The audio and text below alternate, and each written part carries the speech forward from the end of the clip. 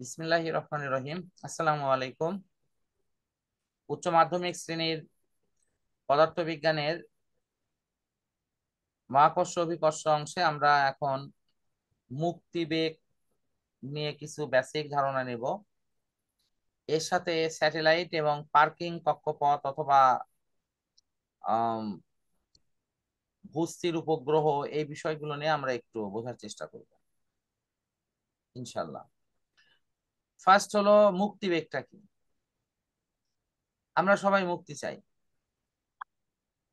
জালিমের অন্যায় থেকে, তার শাসন থেকে, তার শোষণ থেকে, তার অত্যাচার থেকে, পৃথিবীর সমস্ত জ্বালা যন্ত্রণা, যত দুঃখ আছে সবকিছু থেকে মুক্তি চাই। যখন আমাদের আর কোনো কিছু সহ্য হয় না তখন আল্লাহর কাছে ডাকা শুরু করি, আল্লাহ আমাদের এগুলো থেকে মুক্তি দাও। কেউ হয়তো ছাদের উপর উঠে গিয়ে উপর দিকে লাফ দেওয়া শুরু করলে, স্যার আমরা কি করব, পৃথিবী থেকে আমরা মুক্তি চাই। কিন্তু আসলে কি আমরা এরকম লাফ দিলে মুক্তি পাবো?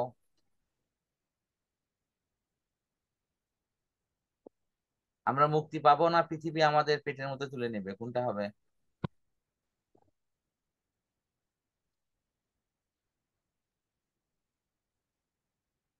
কথা বলো প্লিজ। আমি যা বলতেছি হ্যাঁ, সেটার সাথে তো পড়ার কিছু রিলেশন আছে, না হলে বলিনি। স্যার বলুন। যদি কেউ ছাদে উঠে লাফ দিয়ে বলে যে আমি মুক্তি চাই, আসলে কি আল্লাহ আল্লাহ কি এভাবে মুক্তি দেবে, না উল্টে আরো পৃথিবীর পেটের মধ্যে তুলে নেবে? পৃথিবীর প্যাটের মধ্যে তুলে নিচে নেবে। হ্যাঁ, নামতিদেরও মুক্তি পাবে, হ্যাঁ। আর যদি ছাদের আমি মধ্যে আমি ছাদের উপর উত্তরটা নামতে চায়। উত্তরটা এই জন্য খুব দ্রুত চাচ্ছিলাম। এটার পেছনে তো কিছু কারণ আছে। আমাদের আজকের পড়াটা কিন্তু এই ঘটনার সাথে রিলেটেড। আমরা কোনো বস্তুকে চাচ্ছি যে পৃথিবী থেকে বের করে দিতে। ওকে।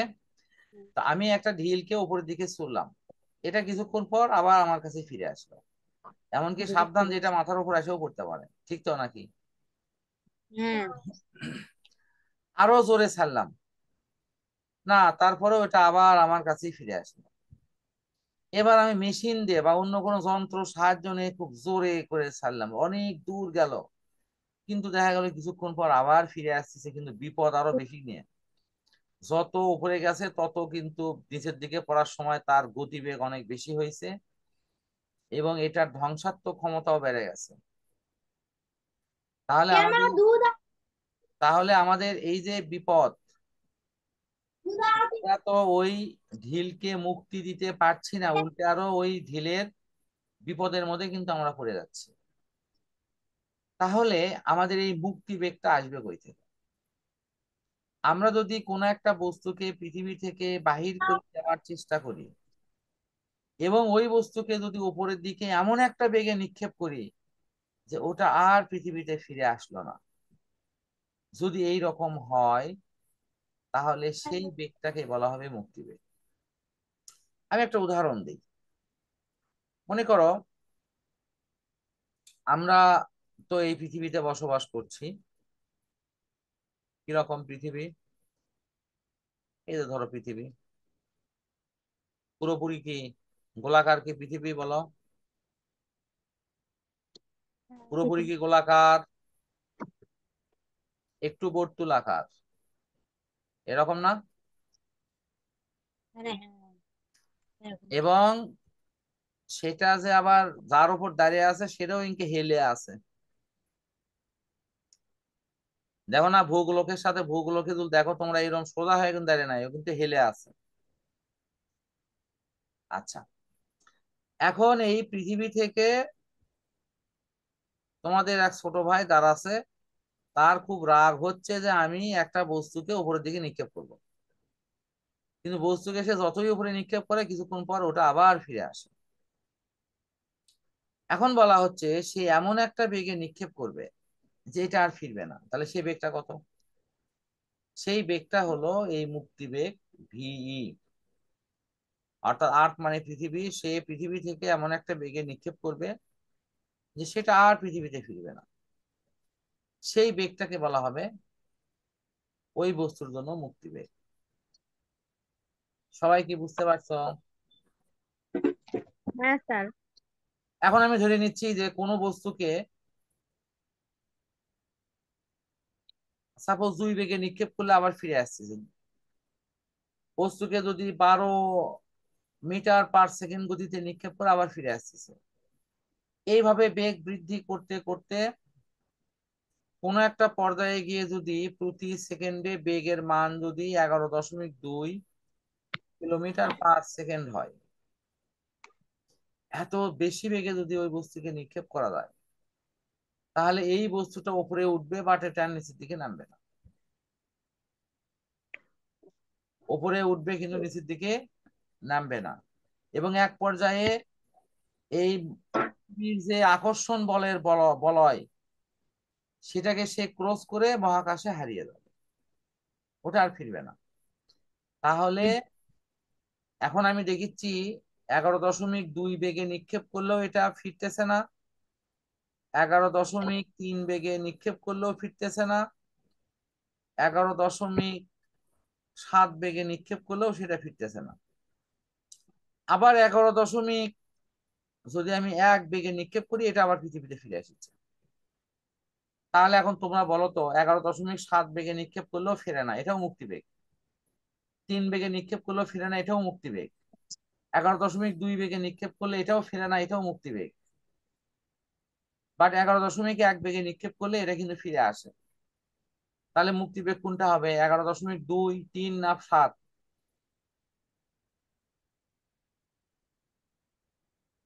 না 3টাই হবে, কোনটা বলো? তিনটাই। তিনটাই।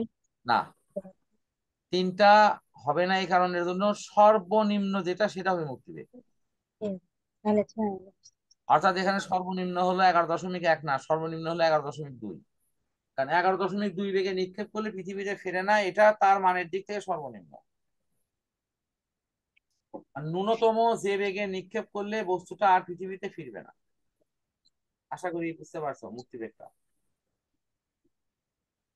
তাহলে 11.2 যদি মুক্তিবেগ হয়, তাহলে 2 এর উপরে যত বেগ সবই মুক্তিবেগ, কিন্তু ওটা আসল মুক্তিবেগ না। আসল মুক্তিবেগ হলো 11.2। ক্লিয়ার সবার কাছে? হুম। আচ্ছা, ওকে। আমার মনে হয় মুক্তিবেগ তোমরা বুঝতে পারছো। তবে তোমরা আমাদের কাছ থেকে এরকম ভাবে মুক্তি নিয়ে যান, কেউ যায় না আবার রাগ করে পৃথিবীর থেকে উপর দিকে লাফ দিয়ে যদি মঙ্গল গ্রহে চলে যাও, তার এক বিপদ। আর সেখান থেকে ফিরে আসবে কেমনে? আমাদের আবার 1 লাখ ফিরে আসবো। ওরে মা, তুমি তো উপর দিকে উঠতে পারলে, কিন্তু তুমি নিচের দিকে নামবে না পারো, তার বুদ্ধি। তার ছাদের মধ্যে নিয়ে ধাপ দেবো। আচ্ছা আচ্ছা, ঠিক আছে। আল্লাহ তোমাদেরকে নাসাতে কাজ করার সুযোগ দেখ। সেই নাসার হাত ধরে কোনোদিন যদি মঙ্গল গ্রহে যায় আমাদের দেশটার মুখ উজ্জ্বল করতে পারো, ঠিক আছে? তোমাদেরকে নিয়ে যদি আমাদের দেশ গর্বিত হতে পারে, আলহামদুলিল্লাহ। ভারত উপমহাদেশ থেকে একটা মেয়ে চান্স পাইছিল, তার নাম হলো কল্পনা চাওলা। সে ভারতের মেয়ে ছিল, সে নাসাতে কাজ করতো। তার একটা মিশন ছিল হলো কৃত্রিম এইরকম একটা যানবাহনে ঘুরে পুরো পৃথিবীকে পর্যবেক্ষণ করা। পৃথিবী পর্যবেক্ষণ করার সেই মিশন সম্পূর্ণ করে সে পৃথিবীতে আসার সময় একটা দুর্ঘটনায় সে মারা গেছে। সুতরাং মহাকাশে যাওয়া এবং আসা, এই কাজটা খুবই বিপজ্জনক। কিন্তু মহাকাশে বেড়ে বেড়ানো, সেখানে অবস্থান করা, ঘুরে বেড়ানো, এগুলো অতটা মানে ঝুঁকিপূর্ণ না, এগুলো সহজ। কিন্তু ওঠার সময় ঝুঁকি আছে, আর নামার সময় ঝুঁকি আছে। বুঝতে পারছো আমার কথা? আচ্ছা, আমরা এখন মূল কথায় আসি। আমরা এর পরের পড়ার যেটা পড়বো স্যাটেলাইট।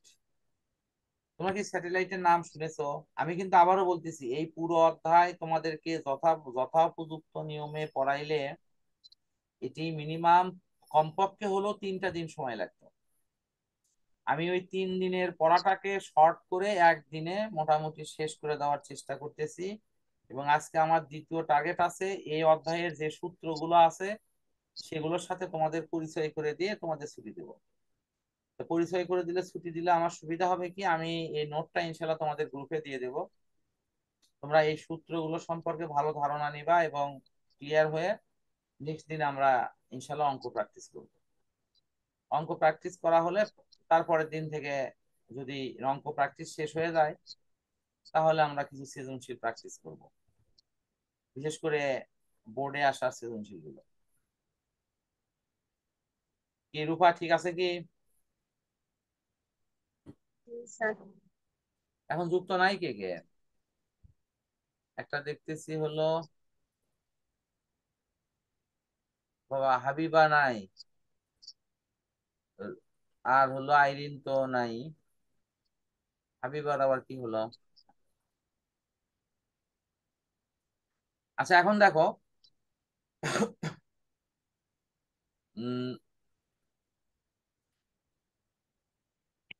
স্যাটেলাইটের ব্যাপারটা এরকম। পৃথিবী থেকে কিছু কৃত্রিম ভাবে তৈরি করা যানবাহনকে পৃথিবীর চারদিকে ঘূর্ণয়নের জন্য পাঠিয়ে দেওয়া হয়। এই কৃত্রিম ভাবে পাঠিয়ে দেওয়া এই যানবাহনের নামই হলো স্যাটেলাইট, এবং এটাকে আমরা ইংরেজি বাংলায় বলি মানে উপগ্রহ। তো পৃথিবীর যেরকম চার উপগ্রহ আছে, হ্যাঁ, তো এটার নাম হলো কৃত্রিম উপগ্রহ দেওয়া হয় পুরো স্যাটেলাইটের বাংলা শব্দ হিসেবে।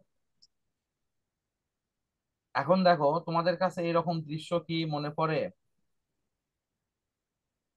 যে তোমাদের আহ দুইজন বন্ধু একই সাথে সাইকেল চালিয়ে যাচ্ছেন এবং দুইজনের বেগ একই, তাহলে দুইজন কি একই সাথে সাইকেল চালিয়ে যদি যায়, আর যদি এর রাস্তায় যদি তেমন জ্যাম না থাকে, তা দুইজন পাশাপাশি কি সাইকেল চালিয়ে যাবে আর আরামে গল্প করতে পারবে না? কথা বলো। হুম।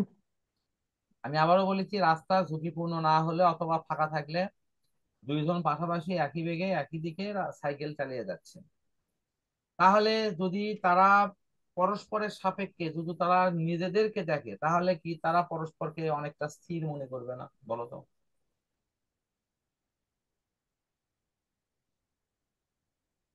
কারণ দুইজন তো একই বেগেই যাচ্ছে, দুইজনের মধ্যে তো আপেক্ষিক কোনো বেগ নেই, সেক্ষেত্রে তারা একে অপরের সাপেক্ষে কি স্থির না? জি। কথা বুঝতে পারছো কি? ওই সাইকেল চালিয়ে যাই যাচ্ছে বা যারা যাচ্ছে, তারা কিন্তু রাস্তায় দাঁড়ানো কোনো ব্যক্তির সাপেক্ষে, রাস্তায় দাঁড়িয়ে থাকা কথা কোনো ব্যক্তির সাপেক্ষে গতিশীল, কিন্তু দুইজনই যেহেতু একই বেগে একই দিকে গল্প করতে করতে যাচ্ছে, সুতরাং দুইজন পরস্পরের সাথে তুলনা করলে দুইজনের বেগ পরস্পরের সাপেক্ষে স্থির। এই কথার অর্থ বুঝছো না? না স্যার। স্যার। তুমি দুইজন মনে করো একসাথে হাঁটে হাঁটে যাচ্ছ, তো দুইজনের মধ্যে কি তাহলে কোনো স্যার। দূরত্ব আছে? একসাথে হেঁটে হেঁটে যাচ্ছে, তোমার যে গতিবেগ আছে এটা বোঝা যায় হলো পার্শ্বের বস্তু দেখে। পার্শ্বের একটা বস্তু সাপেক্ষে তুমি হয়তো 5 মিটার/সেকেন্ড গতিতে হেঁটে যাচ্ছ, কিন্তু দুইজনই যদি পাশাপাশি একই বেগে একই দিকে যাও, তাহলে দুইজনের মধ্যে কিন্তু আপেক্ষিক যে বেগ এটা কিন্তু শূন্য হবে। দুইজন একই সাথে একই বেগে যাচ্ছে, তাহলে দুইজনের মধ্যে অবস্থানের তেমন কোনো পরিবর্তন হবে না। আমার কথার মানে বুঝতে পারো না এখনো? বুঝছি হ্যাঁ স্যার, স্যার। বুঝছি। আচ্ছা এখন ধরো পৃথিবী ঘুরতেছে 24 ঘন্টায় একবার, মানে নিজের অক্ষে, তাহলে পৃথিবী যে বেগে নিজের অক্ষে ঘুরছে, পৃথিবীর ওপরে যে স্যাটেলাইটটা দাঁড়িয়ে আছে, সেও যদি পৃথিবীর সাথে সাথে ওই একই বেগে ঘোরা শুরু করে, তাহলে ঘটনাটা কি এরকম ঘটবে না? আমি একটু ছবি এঁকে দেখাই। ধরো পৃথিবীর ওপরে কেউ দাঁড়িয়ে আছে, কাকে দাঁড় করে দেবো তোমাদের মধ্যে একজনকে বলো?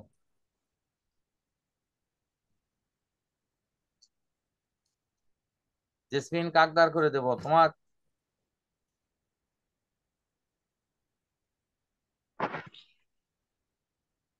স্যার দেন। আল্লাহ, তুমি যদি আবার সিটকে পড়ে দাও, তাহলে ওই ছেলে মেয়েগুলো পড়াবি কে?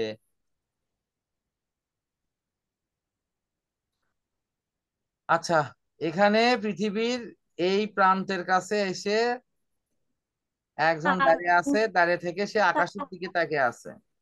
স্যাটেলাইট এই যে কক্ষপথে, যে আমি যে লাল কক্ষপথ আঁকাচ্ছি, এই কক্ষপথে স্যাটেলাইটটা ঘুরতেছে।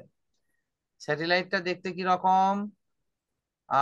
আমি স্যাটেলাইটের একটা আকৃতি দিচ্ছি। মনে করো এইরকম।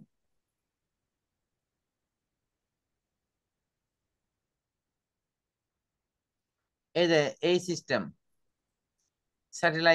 স্যাটেলাইটটা ঘুরতেছে। কিভাবে ঘুরতেছে? সে এইরকম পথ দিয়ে ঘুরতেছে, এই যে দেখো। এখন পৃথিবী ঘুরতেছে, এই যে পৃথিবী যে চারদিকে ঘুরতেছে, এই ঘূর্ণায়নের সময় এটা যে বেগে ঘুরতেছে, যেভাবে ঘুরতেছে, স্যাটেলাইটটাও ঠিক সেই যে স্যাটেলাইট, এই স্যাটেলাইটটাও ঠিক সেম একই বেগ নিয়ে একই ভাবে ঘুরতেছে। তাহলে এই ব্যক্তির মাথার ওপরে সবসময় স্যাটেলাইট অবস্থান করবে না, বলো তো? হ্যাঁ। এটা কি কারোর কাছে বুঝতে খুব জটিল লাগছে? মানে পৃথিবী যে বেগে ঘুরতেছে ওই ব্যক্তিকে নিয়ে, পৃথিবীর ওই ব্যক্তির মাথার উপর যে স্যাটেলাইটটা আছে সেটাও ওই পৃথিবীর সাথে সাথে একই বেগে ওই পৃথিবীকে নিয়ে ঘুরতেছে। তাহলে সেক্ষেত্রে কি ওই ব্যক্তি সবসময় দেখবে না মাথার উপরে তার স্যাটেলাইট দাঁড়িয়ে আছে? কথা বলো। জি। সবাই কি বুঝিছো আমার এই কথাটা? হ্যাঁ স্যার। হ্যাঁ স্যার। খুব জটিল কিছু লাগতেছে কি আসলে এটা? দেখো।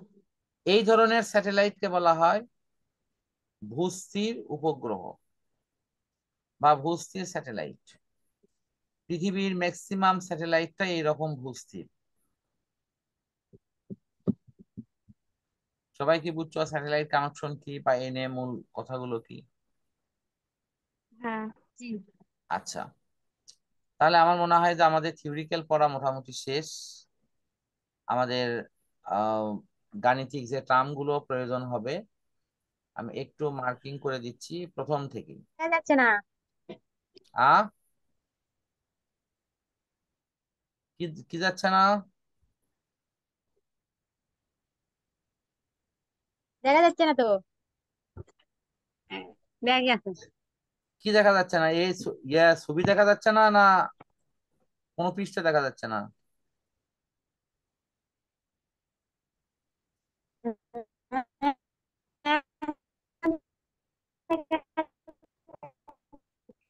কথা আটকে আটকে ধরিচ্ছে তোমার। না, বলতেছি তুমি কি কোনো কিছু দেখতে পারছ না জেসমিন? হ্যালো? আপনাকে হয়তো বলেনি স্যার, সাইডেই কাউকে বলছি। না, আমি বলেছি রূপা এবং আর্য, তোমরা কি স্যার তোমাদের, হচ্ছে বলেন। আমি বলেছি তোমাদের ডিসপ্লেতে কি তোমাদের এই যে মানে বইয়ের লেখাগুলো দেখা যাচ্ছে? হ্যাঁ স্যার, দেখা তো যাচ্ছেই। আচ্ছা, জেসমিন তুমি উদ্বিগ্ন হইও না, এটা হয়তো নেটওয়ার্কের প্রবলেমের জন্য কোনো হবে। পরে ভিডিও দিলে তুমি দেখতে পারবে, সমস্যা নেই। আচ্ছা, একটু এখানে খেয়াল করো। এখানে ফার্স্ট যে সূত্রটা আছে, এই সূত্র তোমাদের জানা আছে, এটা 9 10-এই পড়ছো, এটা নিয়ে আমাদের খুব বেশি সমস্যা নাই। কিন্তু অবহেলা করো না, এরকম ছোটখাটো সূত্র অনেক সময় গ নম্বর দিয়ে দেয়। কাজেই আমাদের সূত্র যেহেতু আছে, এই সূত্র শেখা এবং তার সাথে অঙ্কের প্র্যাকটিস ইনশাল্লাহ করতে হবে। তো এটা নিয়ে আমি তেমন কিছু বললাম না, এটা তোমরা পড়ে নিবা। এটার কি কোনো ব্যাখ্যা বিশ্লেষণ দিতে হবে? কথা বলো প্লিজ। দেন। হ্যাঁ স্যার। আচ্ছা, ফাইন। দ্বিতীয় হলো জি ইজ ইকুয়াল টু জিএম ভাগ আর স্কোয়ার। এটার একটু ব্যাখ্যা দেই। এটা 9 10-এ থাকলেও তোমরা অনেকেই অত ভালো করে পড়োনি এটা, বাট আগেরটা হয়তো পড়ছো। এটার একটু ব্যাখ্যা দিয়ে দেয়, মানে জিনিসটা কি, খালি একটু পরিচয়টা দিয়ে দিই, তাহলে আর আমার অঙ্ক সময় অত কষ্ট করা লাগবে না। এটা হলো আমাদের পৃথিবী। এখন এই পৃথিবীর কেন্দ্রভাগ থেকে যদি আমি ব্যাসার্ধ আঁকাই, এই দিকের ব্যাসার্ধটা হবে ছোট, এই দিকেরটা হবে বড়, আর এর মাঝখানে যেটা হবে মিডলটা কি মাঝামাঝি। তো আমাদের এই সূত্র বলতিছে যে তোমার অভিকর্ষ ত্বরণের মান, এই যেটা, এই অভিকর্ষ ত্বরণের মান মহাকর্ষীয় ধ্রুবক জি এবং পৃথিবীর ভর এম আর পৃথিবীর ব্যাসার্ধ আর এর সাথে সংশ্লিষ্ট থাকবে। তো মহাকর্ষীয় ধ্রুবক জির মান আমরা জানি যেটা ইউনিভার্সাল কনস্ট্যান্ট, এটা নিয়ে আমার কোনো সমস্যা নাই, এটা সবসময় একই হবে। কিন্তু পৃথিবীর ভর এবং ব্যাসার্ধের সাথে সম্পর্কিত কিরকম? তার মানে ভর বেশি হলে আকর্ষণ এই অভিকর্ষ ত্বরণ বেশি হবে, ভর কম হলে কম হবে, এটা একটা সূত্র কিন্তু। এবং দেখো এখানেও কিন্তু এই বিষয়টা উল্লেখ আছে, এই অভিকর্ষ ত্বরণ জি এটার জি। সমানুপাতিক কার সাথে? এই যে এম এর সাথে। জি। জি না, জিটা তো হলো ধ্রুবক, ওটা তো কিছুই হবে না। আর আর এর সাথে হলো ব্যস্তানুপাতিক। তাহলে সহজ কথা কি দাঁড়ালো, যে পৃথিবীর ভর যত বেশি হবে মহাকর্ষীয় মানে অভিকর্ষ ত্বরণের মান তত বেশি হবে, পৃথিবীর ব্যাসার্ধ যত বড় অভিকর্ষ ত্বরণের মান তত কম হবে। কম। এইভাবে আমরা কিন্তু ব্যাখ্যাটা দিতে পারি। ব্যাস, অভিকর্ষ ত্বরণের সাথে আমরা এই এই রিলেশনটা যদি এখানে বুঝে থাকি, এবং এটার এক লাইনের উত্তর হলো বড় বস্তুর আকর্ষণ বেশি অভিকর্ষ ত্বরণ বেশি, ছোট বস্তুর আকর্ষণ কম অভিকর্ষ ত্বরণ কম। দূরে থাকলে আকর্ষণ কি কম, অভিকর্ষ ত্বরণের মানও কম, কাছে থাকলে আকর্ষণ বেশি অভিকর্ষ ত্বরণের মানও বেশি। ক্লিয়ার বুঝছো কি এটার মানে? হ্যাঁ স্যার। আচ্ছা, তাহলে আমার মনে হয় এটা নিয়ে আর কোনো কিছু নাই। আমরা একটু পরের সূত্র, এটা হলো গভীরতার সূত্র এবং উচ্চতার সূত্র। এটা পৃথিবীর কোন স্থানের অভিকর্ষ ত্বরণের মান তার উচ্চতা এবং গভীরতার সাথে সম্পর্কিত। এই যে গভীরতা এবং উচ্চতা, এই দুই দুই বিষয়টা এ এবং বির মধ্যে দেওয়া আছে। আমাদের যদি উচ্চতা গভীরতা বলি সেটা হলো এইচ এর মান, এটা একটু মনে রাখো, এটা হলো এইচ এর মান। এইচ মানে সেই উচ্চতা বা এইচ মানে সেই গভীরতা। নেক্সট অপশন,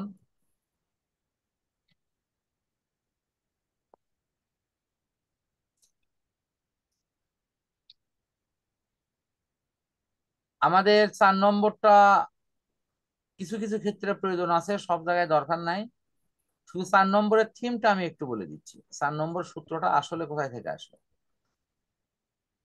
এটা এরকম, ধরো এটা হলো পৃথিবী,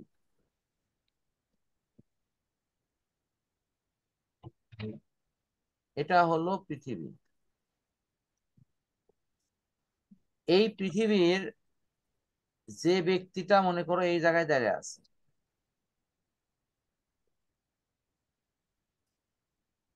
আহ সে ধরো এই জায়গায় দাঁড়িয়ে আছে, এখানে।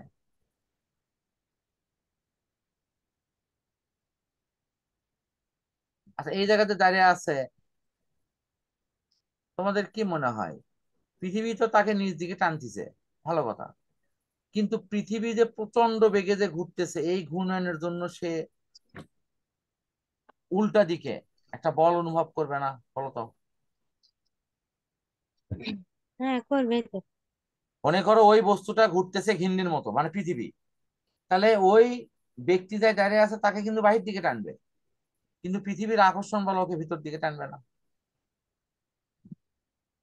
এই টানার জন্য কিন্তু সে হ্যাঁ ওখানে দাঁড়িয়ে থাকার পরেও কিন্তু দেখো পৃথিবী থেকে ছিটকে যাচ্ছে না। তো পৃথিবী থেকে যে সে ছিটকে যাচ্ছে না এটা আল্লাহর দয়া, কারণ আল্লাহ তাকে টানে টানে ধরে আছে। এই যে পৃথিবীর থেকে বাহির দিকে যে টান, সেই টানের জন্য যে মানটা হয় সেই মানের নাম হলো R omega, R omega square cos square alpha. এই অপশনটা সেখানে কাজ করে। মানে ওই বহির্মুখী বলটাই হলো R omega square cos square. Clear কি এইটুকু? হ্যাঁ স্যার। আচ্ছা, আচ্ছা, আমরা এখন পর্যন্ত যে অঙ্ক সূত্রগুলো দেখলাম, আমরা একটু এই চারটের একটু অঙ্ক দেখি। অঙ্কগুলো কিন্তু একটু পরেই আছে, দেখো আমি অঙ্কগুলো দেখাই দিচ্ছি। একটু না থিম আকারে খালি দেখাই দেই। আমি আবারও বলেছি এগুলো বিস্তারিত কিন্তু আগামী দিন ইনশাল্লাহ করব।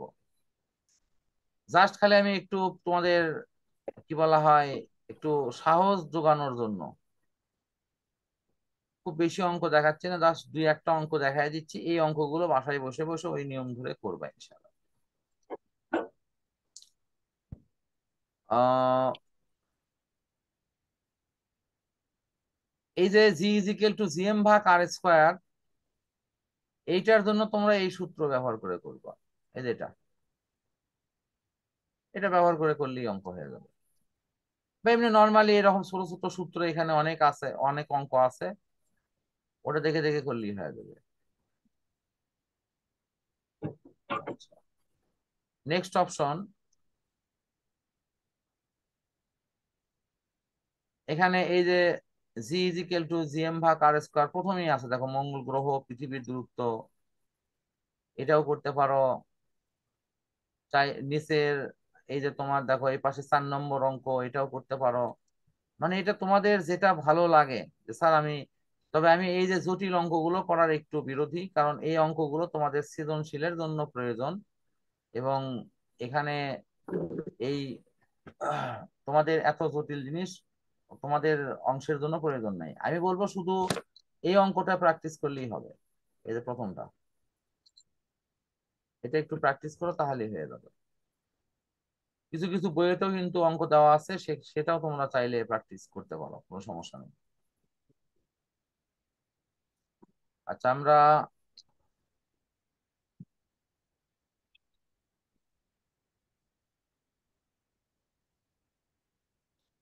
3 নম্বরে উচ্চতা বা গভীরতার সূত্র। এখানে উচ্চতা বা গভীরতাকে কেন্দ্র করে যে সূত্রগুলো আছে, যেমন তোমরা এই 41 নম্বর অঙ্কটা করবা, 40 এবং 41, এই অঙ্কগুলো করবা। এটাতে আমি আশা করি যে ইনশাল্লাহ সমস্যা হয়তো থাকবে না। 37টা করতে পারো। দেখো এটা আছে হলো কত উচ্চতায়, আর এটা আছে হলো কত গভীরতায়। তাহলে একটা উচ্চতার করলে একটা গভীরতার করলে সূত্র কিন্তু আলাদা। উচ্চতার সূত্র একরকম, গভীরতার সূত্র কিন্তু আর এক রকম।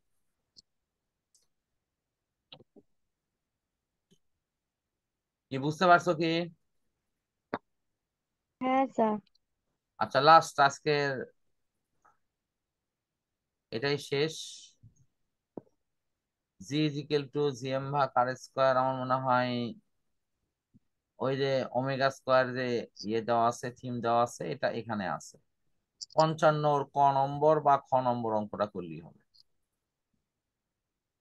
যেটা ভালো লাগে। এই যে 55 নম্বরের ক নম্বর বা খ নম্বর যে কোনো একটা অঙ্ক করো। আমি আবারও বলতেছি, অঙ্ক করতে গিয়ে তোমাদের কিন্তু অনেক প্রবলেম দেখা দেবে। টেনশন করার কোনো কারণ নাই। যে প্রবলেম গুলো হবে সেগুলো একটু মার্ক করে রাখো, নেক্সট ক্লাসে যখন পড়াবো তখন আমি ওই ওই অংশগুলো তোমরা একটু আমাকে তুলে ধরবে, স্যার আমি এই জায়গাগুলো ভালো বুঝিনি, ইনশাল্লাহ বুঝিয়ে দেওয়া হবে। তো আজকে আমাদের এই পর্যন্তই থাক। নেক্সট দিন আমরা ইনশাল্লাহ পরবর্তী বিষয়গুলো নিয়ে কথা বলবো। আজকের পড়ার মধ্যে কারো কোনো সমস্যা থাকলে প্রশ্ন করতে পারো। হ্যাঁ স্যার, সামনের দিন আচ্ছা, থেকে তারপর সময় আচ্ছা, দেবো। আলহামদুলিল্লাহ। জেসমিন তো আজকে নতুন যুক্ত হলে তোমাকে স্বাগত আমরা শুরুতেই জানাইছি।